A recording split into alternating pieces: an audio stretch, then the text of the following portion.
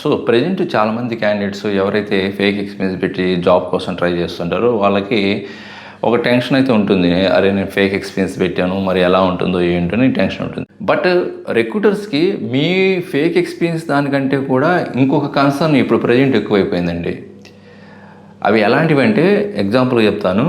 Like మీరు ఏవైతే నాకు ఇంత రిలవెంట్ ఐటీ ఎక్స్పీరియన్స్ ఉంది, నేను ఈ స్కిల్స్ మీద వర్క్ చేశాను అనే విషయాలు మీ రెజ్యూమ్లో ఏవైతే మెన్షన్ చేశారో వాటి మీద మీకు నిజంగా స్కిల్స్ వచ్చా అండ్ ఆ ఎక్స్పీరియన్స్ కూడా ఉందా, హ్యాండ్స్ ఆన్ ఎక్స్పీరియన్స్ ఉందా లేదా, ఇది పెద్ద బిగ్ కన్సర్న్ అయింది. రీజన్ ఏంటంటే ఇప్పుడు ప్రతి ఒక్కరూ ఈ ఏఏ టూల్స్ యూజ్ చేసి రెజ్యూమ్స్ అన్నిటిని కూడా ప్రొఫెషనల్గా బిల్డ్ చేసుకోగలుగుతున్నారు. సో అందువల్ల ఏంటంటే ఈ రిక్రూటర్స్కి జెన్యూన్ క్యాండిడేట్ ప్రొఫైల్స్కి అండ్ ఫేక్ ఎక్స్పీరియన్స్ పెట్టిన ప్రొఫైల్స్కి డిఫరెన్స్ కనుక్కోలేకపోతున్నారు. మోస్ట్లీ చాలా హార్డ్ అవుతుంది వాళ్ళకి. అందువల్ల ఈ మధ్య కాలంలో రిక్రూటర్స్ ఏం చేస్తున్నారంటే వాళ్ళని ఇంటర్వ్యూ షెడ్యూల్ చేసే ముందే కొన్ని క్వశ్చన్స్ని అడిగి ప్రాపర్గా తెలుసుకొని, అంటే ఫేక్ ఎక్స్పీరియన్స్ డాక్యుమెంట్స్ గురించి కాదు. సో ఇప్పుడు నేను చెప్పి ఒక 7 పాయింట్స్ చెప్తాను. వీటిని అడిగి వాళ్ళు కన్ఫర్మ్ చేసుకొని అప్పుడు ఇంటర్వ్యూ షెడ్యూల్ చేస్తారు. మరి ఏంటివి అంటే ఫస్ట్ది ఏంటంటే అసలు మీకు ఏదైతే రెజ్యూమ్లో మెన్షన్ చేసిన స్కిల్స్ మీకు వచ్చా రాదా. ఇప్పుడు అందరూ కూడా ఏటీఎస్ ఫ్రెండ్లీ రెజ్యూమ్ అన్నా కూడా ఏఏ టూల్స్ యూజ్ చేసి ఏదైతే రెజ్యూమ్ బిల్డ్ చేస్తారో అవి అన్ని స్కిల్స్ని యాడ్ చేస్తుంది రెజ్యూమ్లో. మోస్ట్లీ ఏవైతే రిక్వైర్మెంట్కి మ్యాచ్ అవుతుందో అవన్నీ స్కిల్స్ని యాడ్ చేస్తుంది. ఇప్పుడు సపోజ్ మీరు జావా డెవలపర్ అనుకోండి, కోర్ జావా దగ్గర నుండి అప్ టు డిప్లాయ్మెంట్ కానీ, డెవాప్స్ టూల్స్ కానీ, ఓకే క్లౌడ్ టూల్స్ కానీ అన్నిటినీ యాడ్ చేస్తుంది. మరి ఇలాగ అరౌండ్ ఒక 10 to 15 స్కిల్స్ యాడ్ చేసిన రెజ్యూమ్లో మీకు అన్ని స్కిల్స్ వచ్చా రాదా, మీరు ఈ ప్రాజెక్ట్లో ఏ స్కిల్స్ మీద వర్క్ చేశారు, ఓకే ఇలాంటివి వాళ్ళు ఫస్ట్ చెక్ చేసుకోండి. సో రీసెంట్ ఒక రిపోర్ట్ ప్రకారం అయితే ఎక్కువగా hiring managers technical recruiter check చేస్తుంది 40% చెక్ చేస్తుంది మీ ఎడ్యుకేషన్ ఏం చేశారు అండ్ మీకు ఏమన్నా మీ ఎంప్లాయ్మెంట్ హిస్టరీ అనేది దానికంటే కూడా మీరు మెన్షన్ చేసిన స్కిల్స్ నిజంగా మీకు వచ్చా రాదని చెక్ చేసుకోండి. అండ్ సెకండ్ది ఏం చెక్ చేస్తున్నా అంటే మీరు ప్రాజెక్ట్ నిజంగా చేశారా లేదా. మీరు ఒక 2-3 ప్రాజెక్ట్స్ మెన్షన్ చేశారనుకోండి, ఒక 4-5 years ఎక్స్పీరియన్స్ వాళ్ళు, ఓకే ఆ ప్రాజెక్ట్స్ నిజంగా చేశారా లేదా. మరి ఎలా చెక్ చేస్తారా అంటారా, ఇప్పుడు ఏదైతే మీరు సపోజ్ జావా డెవలపర్ అయితే నేను స్ప్రింగ్ బూట్ యూజ్ చేసి రెస్ట్ ఏపీఐ యూజ్ చేసి నేను ఒక లాగిన్ అప్లికేషన్ బిల్డ్ చేశాను అన్నారనుకోండి, దాని యొక్క ఆర్కిటెక్చర్ ఏంటి, దాని యొక్క end to end data flow ఏంటి, మీరు రెస్ట్ ఏపీఐని ఎందుకు యూజ్ చేశారు, వేరే అదర్ టూల్ ఎందుకు యూజ్ చేయలేదు, అండ్ అథెంటికేషన్ ఎలాగ ఇంటర్నల్గా వర్క్ అవుతుంటుంది, స్ప్రింగ్ బూట్ యూజ్ చేసి రెస్ట్ ఏపీఐ కాల్ చేస్తున్నప్పుడు మరి మీరు ఎలాంటి ప్రొడక్షన్ ఇష్యూస్ని ఫేస్ చేశారు, ఎలాంటి ఛాలెంజ్ ఫేస్ చేశారు, ఇలాంటి కొన్ని రియల్ టైమ్ క్వశ్చన్స్ అడిగి కూడా తెలుసుకోవచ్చు. Even recruiters and hiring managers అంత టెక్నికల్గా స్ట్రాంగ్ లేకపోయినా వాళ్ళు ఏ టూల్స్ యూజ్ చేస్తుంటారు, మీరు చెప్పిన ఆన్సర్స్ని వాళ్ళు ఒకసారి చెక్ చేసుకుంటారు.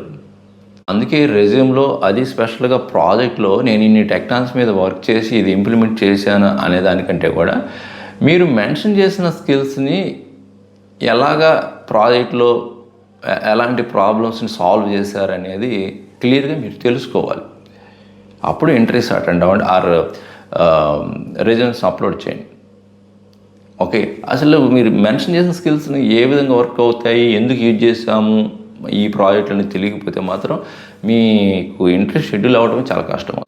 అండ్ థర్డ్ ఏంటంటే ఇంటర్వ్యూ కన్సిస్టెన్సీ. అంటే మీరు రెజ్యూమ్లో సపోజ్ నాకు AWS మీద ఒక 3 years to 4 years experience mention చేశాను అనుకోండి, అది ప్రాజెక్ట్లో ప్రీవియస్ ప్రాజెక్ట్లో నుంచి ప్రజెంట్ ప్రాజెక్ట్లో వరకు అసలు ఎలాంటి వర్క్ చేశారు, ఆ ప్రజెంట్ ప్రాజెక్ట్లోనే ఎలాంటి వర్క్ చేశారు, దాని ఆర్కిటెక్చర్ ఏంటి, ఆ పైప్ లైన్ ఎలా బిల్డ్ చేశారు, అలా మెన్షన్ చేసినప్పుడు మీరు దానికి ఏదైనా క్వశ్చన్ అడిగినప్పుడు ఒక బేసిక్ ఆన్సర్ మాత్రమే చెప్పారనుకోండి, వాళ్ళు కన్ఫర్మ్ డౌట్ వస్తుంది. అది కొంచెం మీరు ప్రొఫెషనల్గా ఆ ప్రొఫెషనల్ టర్మినాలజీస్లో ఇలా ఇంప్లిమెంట్ చేసి చెప్తే వాళ్ళకి ఓకే, మీరు దాన్ని బేసిక్ లెవెల్లో ఆన్సర్ చేశారు, మెటీరియల్ ఓరియంటెడ్ డెఫినేషన్ టైప్లో ఆన్సర్ చేశారంటే డౌట్ వచ్చేసి మీకు ప్రొఫైల్ షార్ట్ లిస్ట్ చేయరు.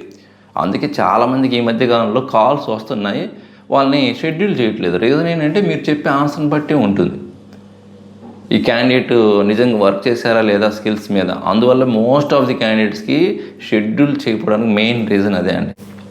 అండ్ నెక్స్ట్ ఏంటంటే రెజ్యూమ్లో మీకు ఏదైనా కెరీర్ గ్యాప్ ఉన్నా ఆర్ ఏదన్నా సమ్ ఎంప్లాయ్మెంట్ హిస్టరీలో ఏదైనా ఇష్యూ ఉన్నా కూడా దాన్ని ఏదో ఒక విధంగా ఫిల్ చేయడానికి ఏదో ట్రై చేస్తుంటారు.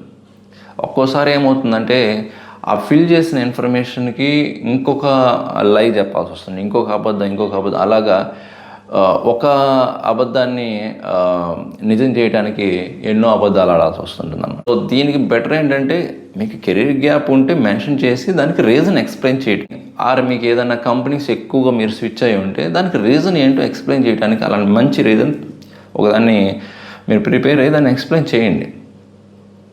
సో దానికి మీరు ఏదో లైఫ్ చెప్పి అబద్ధాలు చెప్పి దానికి ఇంకొంచెం అబద్ధాలు యాడ్ చేసుకుంటూ పోతే ఇంక మీ మీద నమ్మకం ఉండదు అనమాట. అందువల్ల వాళ్ళు ప్రొఫైల్ కూడా షార్ట్ షెడ్యూల్ చేయరు. అండ్ నెక్స్ట్ ఏంటంటే ఇప్పుడు రిక్రూటర్స్కి ఈజీగా అండర్స్టాండ్ అవుతుంది. ఈవెన్ మీరు యూజ్ చేసి ఏవైతే రిజన్స్ ప్రిపేర్ చేస్తారో ఇవన్నీ కూడా ఈజీగా అండర్స్టాండ్ అవుతున్నాయండి. సో ప్రజెంట్ రిక్రూటర్స్ ఇవన్నీ చూసి మోస్ట్ ఆఫ్ ది ప్రొఫైల్స్ అన్నీ కూడా ఓరియంటెడ్ బేస్డ్ రీజన్స్ అని అండర్స్టాండ్ అవుతుంది. బట్ అందుకే ఎంత బ్యూటిఫుల్గా ఉంది, ఎన్ని స్కిల్స్ మెన్షన్ చేసేదానికి ఉంటే కూడా మీరు మెన్షన్ చేసిన స్కిల్స్ మీద మీకు ఎక్స్పీరియన్స్ ఉందా లేదా, మీకు ఆ ప్రాక్టికల్ అసెస్మెంట్ ఉందా లేదా, ఆ ప్రాబ్లమ్ సాల్వింగ్ స్కిల్స్ ఉన్నాయా లేదా, అండ్ ఆ real time hands on experience ఉందా లేదా, ఇలాంటి మేజర్ స్కిల్స్ని వాళ్ళు చెక్ చేస్తున్నారు. నెక్స్ట్ కూడా ఏం చెక్ చేస్తున్నారంటే మీ ప్రాబ్లమ్ సాల్వింగ్ స్కిల్స్. ఓకే, వాళ్ళే 1 or 2 క్వశ్చన్స్ చెక్ చేస్తున్నారు. ప్రాజెక్ట్ ఓరియంటెడ్ కొన్ని క్వశ్చన్స్ అడిగి మీరు ప్రొడక్షన్ ఇష్యూస్ ఎలాంటి ఛాలెంజ్ ఫేస్ చేశారు, రీసెంట్గా ఎలాంటి కాంప్లెక్స్ ఛాలెంజ్ ఫేస్ చేశారు, ఇలాంటివి కొన్ని రియల్ టైమ్ ఎక్స్పీరియన్స్ క్వశ్చన్ అడిగి మీకు రియల్ టైం నాలెడ్జ్ ఉందో లేదో కూడా చెక్ చేసుకున్నాం. మీ ప్రాబ్లమ్ సాల్వింగ్ స్కిల్స్ ఎలా ఉన్నాయి, మీ ప్రెజెంటేషన్ ఎలా ఉందో చెక్ చేసుకోండి. అంటే మీ వే ఆఫ్ ప్రెజెంటేషన్ అంటే మీరు ఫస్ట్ ప్రాబ్లంకి తగ్గట్టు మీ అప్రోచ్ ఎలా ఉంది, ఫస్ట్ మీరు ఏం చెక్ చేస్తున్నారు, అండ్ ఏ రూట్ కాజ్ని ఫైండ్ అవుట్ చేస్తున్నారు, ఎలాగ దాన్ని ఓవర్కమ్ చేస్తున్నారు, ఎలాగ పర్ఫార్మెన్స్ ఇంప్రూవ్ చేయగలుగుతున్నారు. ఈ వే ఆఫ్ ప్రెజెంటేషన్ వాళ్ళు ఒకసారి అండర్స్టాండ్ చేసుకొని అండ్ షార్ట్ లిస్ట్ చేయడం, షెడ్యూల్ చేయడం జరుగుతుంది. అండ్ ఫైనల్గా కమ్యూనికేషన్ స్కిల్స్ అండి. కమ్యూనికేషన్ కానీ కరెక్ట్గా కానీ లేదనుకోండి, మీ ఇంటర్వ్యూ టైంలో కానీ హెచ్ఆర్తో మాట్లాడుతున్నప్పుడు మీరు ఎలా అంటే అలాగా కొంచెం ఇంగ్లీష్ మాట్లాడారంటే కమ్యూనికేషన్ క్లియర్ లేకపోతే మాత్రం రిజెక్ట్ చేయడానికి కూడా ఛాన్స్ ఉంటుంది, షెడ్యూల్ చేయకపోవచ్చు. అట్లీస్ట్ కొంచెం యావరేజ్గానే అబవ్ యావరేజ్గానే ఉండాలి. మరీ పూర్గా ఉంటే మాత్రం కమ్యూనికేషన్ విషయంలో మాత్రం చాలా స్ట్రిక్ట్గా ఉందండి ప్రజెంట్. సో అందువల్ల కమ్యూనికేషన్ కూడా చాలా ఇంపార్టెంట్. సో ఫైనల్గా ఏంటంటే ఒక 3 పాయింట్స్లో చెప్తా అండి. మీరు జాబ్ చేయగలరా లేదా, మీరు ఏదైతే స్కిల్స్ మెన్షన్ చేశారో ఆ స్కిల్స్ మీద మీకు హ్యాండ్స్ ఆన్ ఎక్స్పీరియన్స్ ఉందా లేదా, అండ్ అదేవిధంగా మీరు కమ్యూనికేషన్ కానీ ప్రాబ్లమ్ సాల్వింగ్ స్కిల్స్ క్యాండిడేటా కాదా, అండ్ మీకు అడాప్టబుల్ స్కిల్స్ ఉన్నాయా లేదా, ఏదైనా న్యూ టెక్నాలజీని న్యూ ప్రాజెక్ట్లోకి ఇన్ కేస్ మూవ్ చేసిన ఇంటర్నల్గా దానికి మీరు రెడీగా ఉన్నారా లేదా, ఇవన్నీ గమనించి చెక్ చేసుకొని అప్పుడు వాళ్ళు షెడ్యూల్ చేయడం, ఇంటర్వ్యూ షెడ్యూల్ చేయడం జరుగుతుందండి. ఓకే, మరి మీ ఫ్రెండ్స్ కానీ ఎవరైనా సరే ఈ జాబ్ సర్చింగ్లో ఉంటే ఈ ఇన్ఫర్మేషన్, ఈ వీడియోని అందరికి షేర్ చేయండి, చాలామందికి హెల్ప్ అవుతుంది. ఓకే, మరి మీరు ఏ టెక్నాలజీ మీద ఎంత ఎక్స్పీరియన్స్ జాబ్ కోసం ట్రై చేస్తున్నారు కామెంట్ రూపంలో తెలియచేయండి. సో ఇలాంటి more latest career guidance and career tips కోసం మన lucky tech tips channel follow అవ్వండి. అండ్ మర్చిపోకుండా సబ్స్క్రైబ్ చేసుకోండి. కంటెంట్ నచ్చితే మాత్రం లైక్ చేసి ఎంకరేజ్ చేయండి. ఇంకొక మంచి యూస్ఫుల్ కంటెంట్ మళ్ళీ కలుద్దాం. Thank you.